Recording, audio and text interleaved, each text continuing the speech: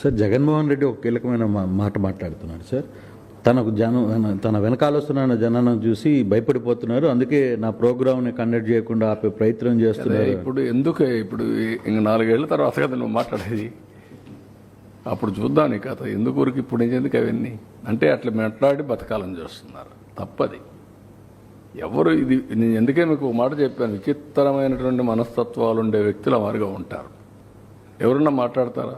పోలీసులు తిడతారా? పబ్లిక్ని తిడతారా? మనం చెప్పి నరికేండ్రా పోయేసి అని చెప్తారా మీరు? ఏంటి ఇవన్నీ? ఎవరైనా ఎక్కడన్నా విన్నారా మీరు? ఎప్పుడన్నా చూసారా ఈ పోకడ? ఈ రాష్ట్రంలో దేశంలో ఏ రాజకీయ నాయకుడైనా, ఏ రాజకీయ పార్టీ అయినా ఇలాంటి ఒరవడు ఉందా? చంపేయండి, పొడి చేయండి, లేదంటే ప్లే కార్డ్స్ పెట్టుకొని వచ్చి డెమాన్స్ట్రేట్ చేసి ఆనందపడిపోవడం.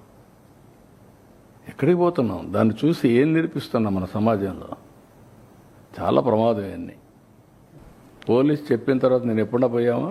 మమ్మల్ని ఊర్లకు పోతాం ఒక 2 కార్లు అంటే పంపించారా? నేను ఎక్కడన్నా అబ్జెక్ట్ చేశారా? ఎవరన్నా పొమ్మంటున్నారు కదా. 10 కార్లకు పర్మిషన్ ఇచ్చి 5, 6కు 100 మందికి పర్మిషన్ ఇస్తే ఏం కావాలంటే మీకు?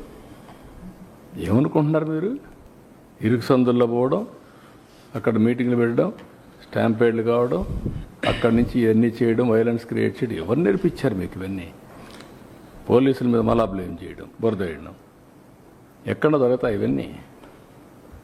కొంచెం ఒక పద్ధతి, ఒక ప్రొసీజర్, ఒక హోందాతనం ఉండాలి నాయకులకి.